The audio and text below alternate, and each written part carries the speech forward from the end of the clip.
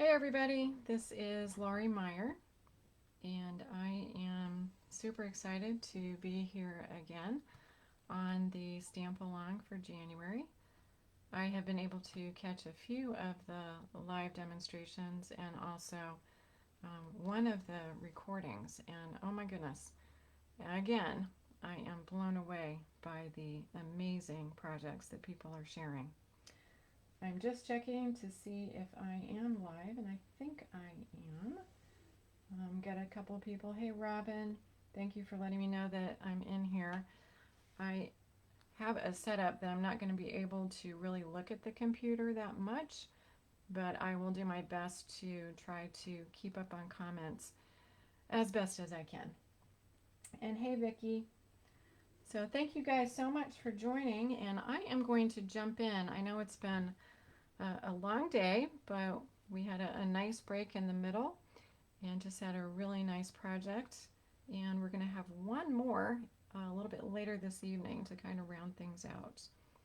And what I'm going to show, hi Joanne, what I'm going to show is a very fun interactive fun fold that opens up into a pop-up shadow box card. Hi Amanda.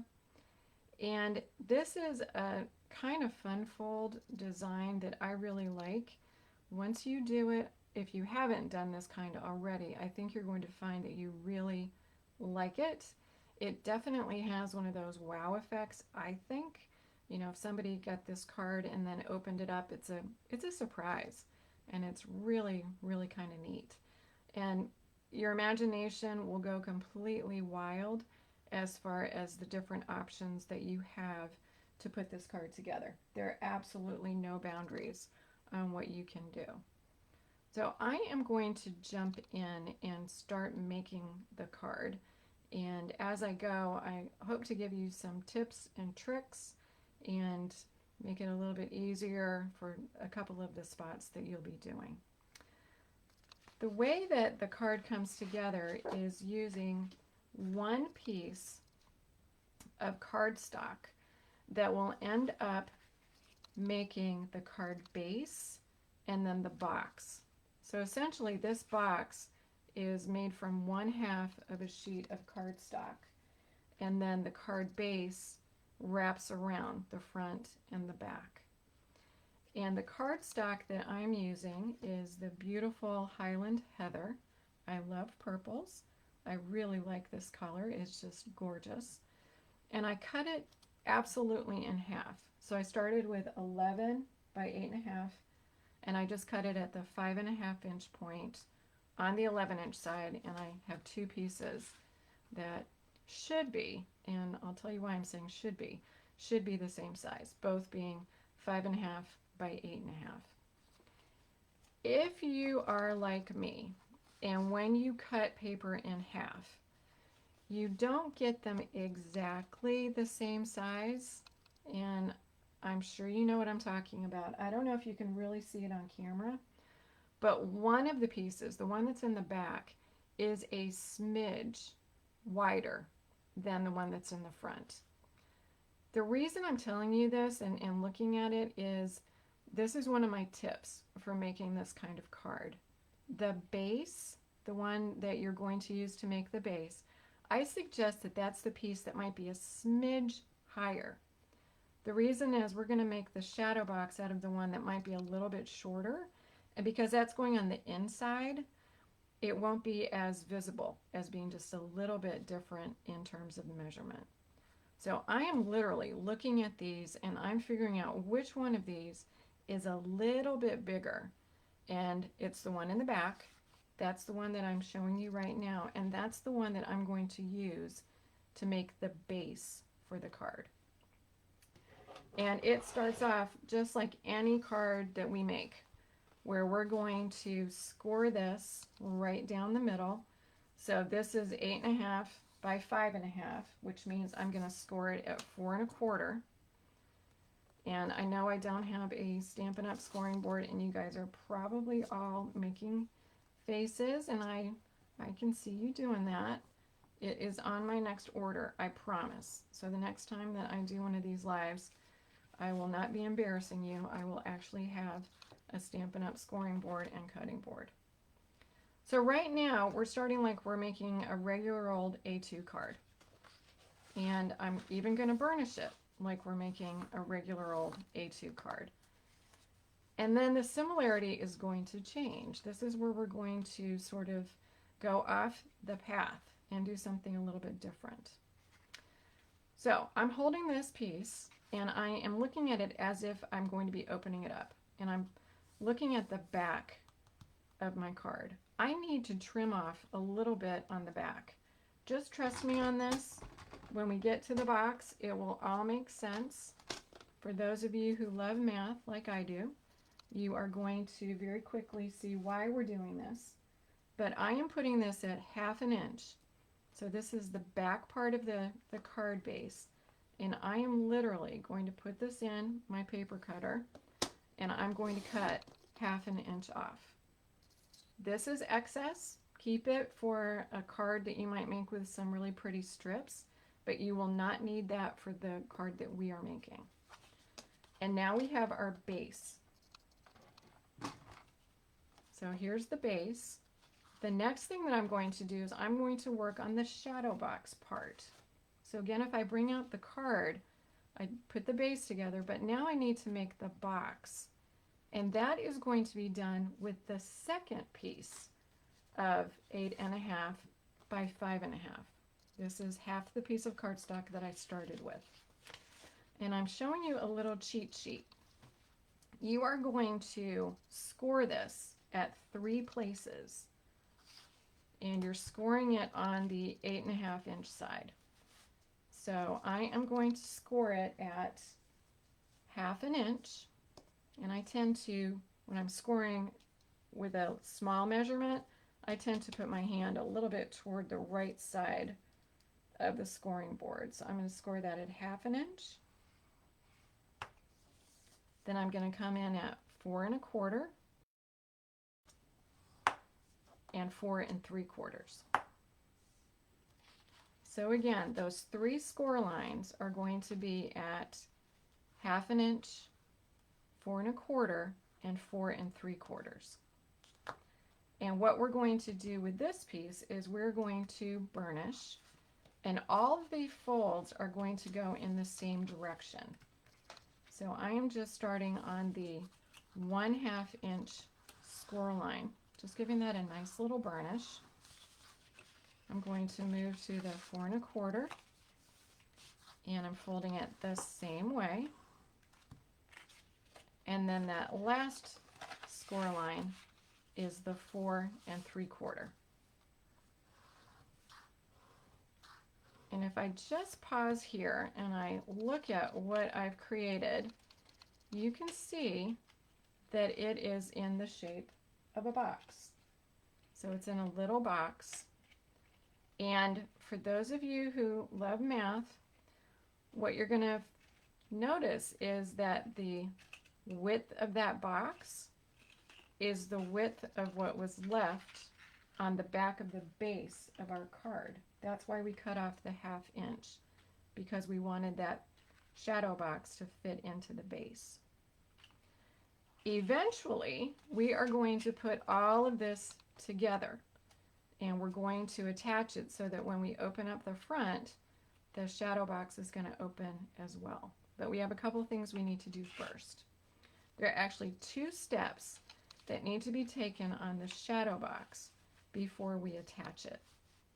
And they are, one is we're going to do a little bit of trimming on the 1/2 inch side.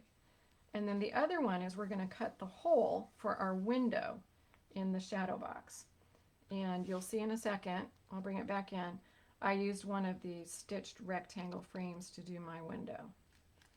But the first thing that you want to do is you actually want to cut off a smidge, and I mean a smidge, from this 1/2 inch strip. And this may sound a little bit nutty, but I'm going to put a couple of X's on this 1/2 inch strip. And it is purely because this is going to be the first flap that we're going to put on our card. And I just want to have a visual cue for myself because I don't want to have to really pause and think too much about it.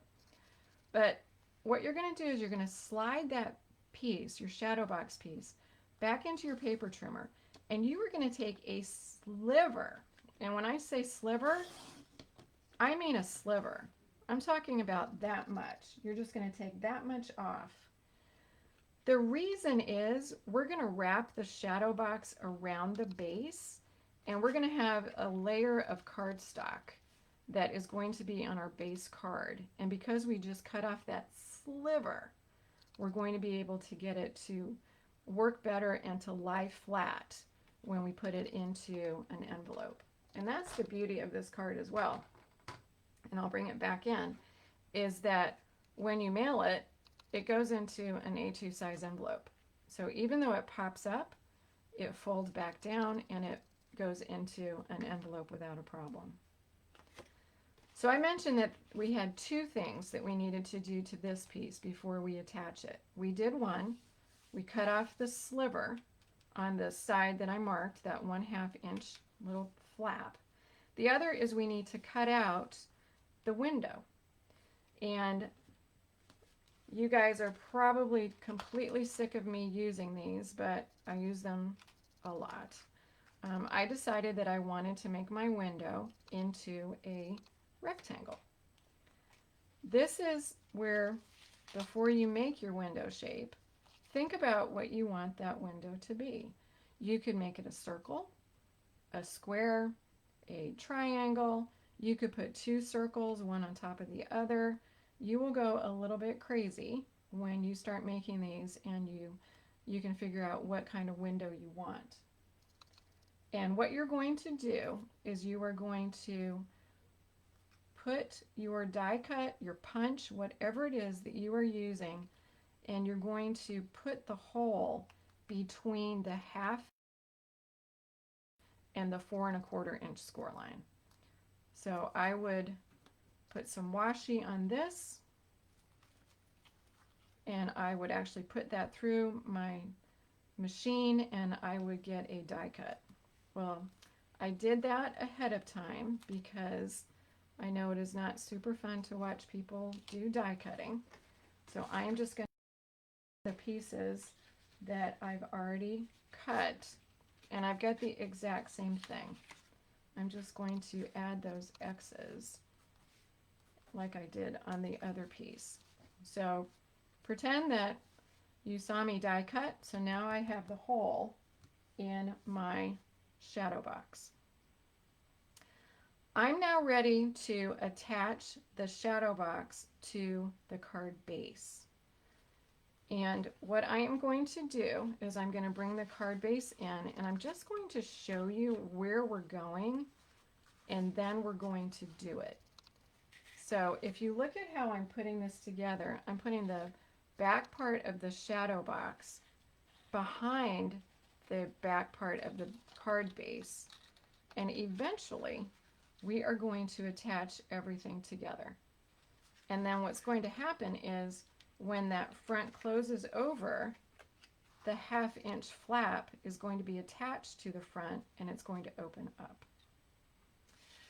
One thing I will caution you on is if you are planning on putting any kind of background in the back of your shadow box, to do that before you attach the shadow box. It is much easier when you have your card base open like this to put in anything that you want on the back, rather than attaching the shadow box and then trying to get the paper in the back. It's just easier. So at this point, I know that I am going to put some Designer Series paper, and this is a piece from the Hydrangea Hill Designer Series paper collection. I used the second largest rectangle die to cut that out, and I am simply going to use some Tombow glue, and I'm going to put that into the back. What's also nice about this is whatever background you choose, you don't have to be super careful about making sure that it's absolutely centered in the back of the card, because when you get that shadow box done and you put it on the front, the edges of the shadow box are going to hide the corners of the background. So you're not even going to see if this piece is centered. It will not matter. Nobody will see it after we put the shadow box on. So now I've got my background all set. The next thing that I want to do is I want to add the shadow box to the front of the card. And this is where these X's are going to come in handy. This is the first piece that we're going to attach. And the way that I suggest that you attach this is with tear and tape. Glue will work. It absolutely will. You just will need to be patient with the glue. And with the tear and tape, as you guys know, you get a pretty quick and strong adhesive to your paper. So I put one piece of tear and tape. If you want, you can put a couple on here. And you all know this, that it is a really good idea to burnish that wax paper on top of your tear and tape before you take it off, before you take the wax paper off. It tends to be a little bit easier, and as I'm saying that, of course, this is not cooperating. So I will use my little tool here and pull up that wax paper. I say as it decides it's not going to cooperate with me. And I am going to attach the 1/2 inch flap to the front of the card. I'm going to tell you what I'm going to do, and then I will do it. Here's my score line. This is the front. This is the piece that is still 4 1/4 inches wide. I'm going to put that flap right up against the score line. I want to be able to see the score line. I don't want it to go directly on top. And then I'm going to fold this front over the top. So I am just getting that aligned. And again, remember at the beginning when we talked about the different heights of the paper? The one that I use for the shadow box is just a smidge shorter. Well, when I put this inside, no one's going to know that because it's going to be hidden that it's a little bit shorter. So I've got that right up against the score line, and I'm just going to push that down. Make sure I've got a nice adhesive. And then this is going to be what's going to pull the front up. And it is going to need a little bit of work, so don't be afraid to use your bone folder and just give it a nice burnish so that the mechanism starts to work. The last thing that we need to do to get this shadow box attached is we're going to literally take the back of the shadow box and put it around the back of our paper, the back of the card base, and we need to attach those two together. So what I'm going to do for this is I am going to flip this completely over. Everything is upside down. And I am going to use some more tear and tape. This is the back of my shadow box. This is the back of the card base. And I'm going to take some tear and tape, and I am going to put a couple of pieces, kind of one on either side of the back of the shadow box. And then just because it really doesn't need it, to be honest, but just because I'm going to put a little bit more, actually quite a lot bit more, in the middle. And I'll go ahead and burnish these and then take the wax paper off, and then it is a pretty straightforward way to put it all together. I'm not even going to pretend that I'm going to get that up without using my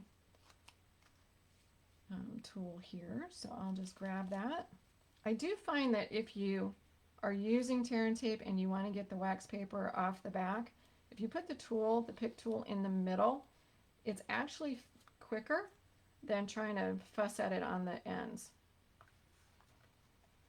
I'm right-handed, so I am orienting this so that the flap, the back of the shadow box, has the tear and tape exposed.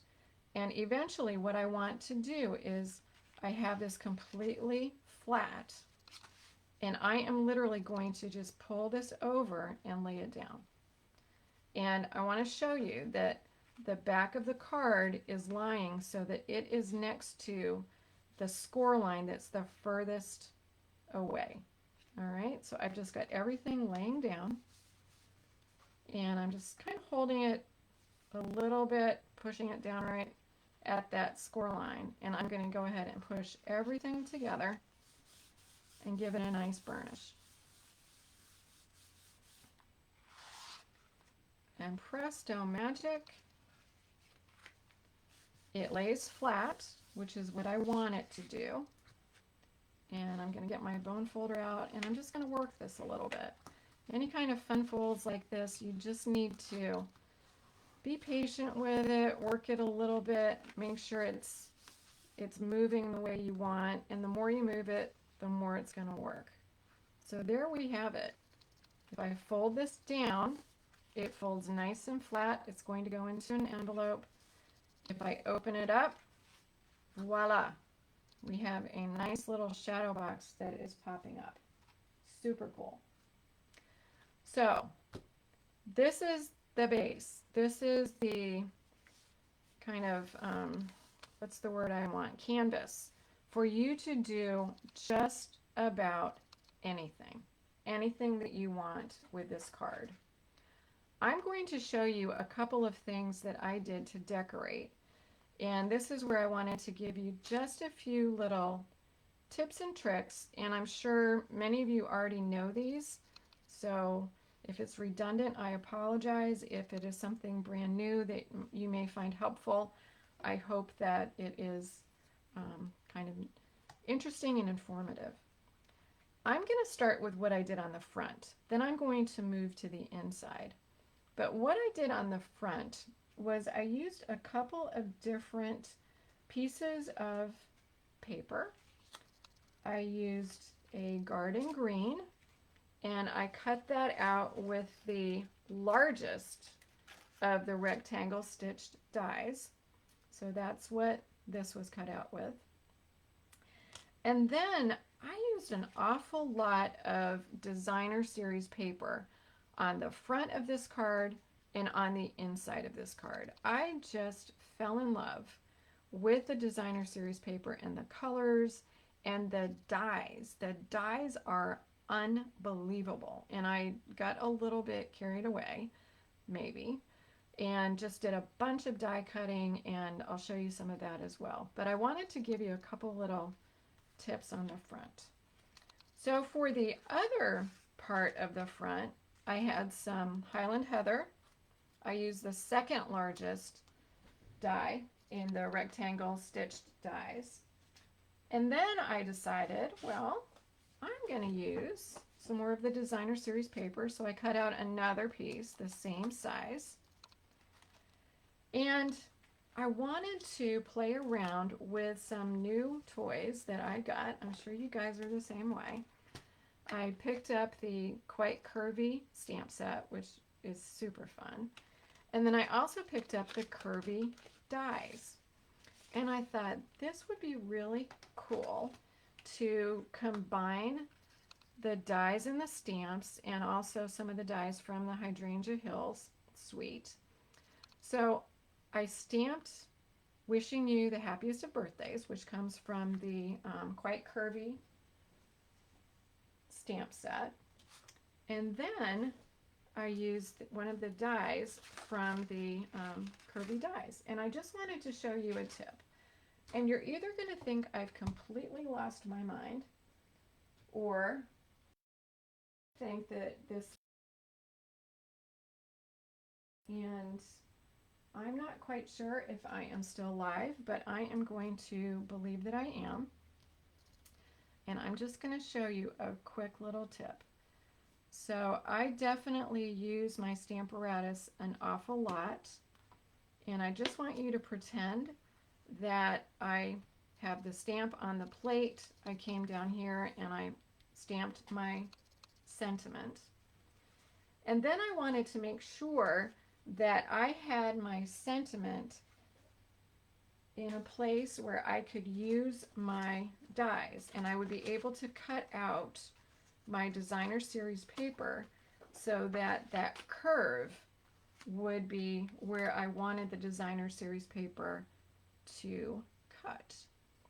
So what I did is I took out the die that I was going to use and I put it on the Stamparatus with some of my grid paper, and I actually just put a little bit of a pencil mark to show where I needed to make that cut so that my designer series paper would line up where I wanted it to, and I would still have the rectangle. Well, why do I care about that?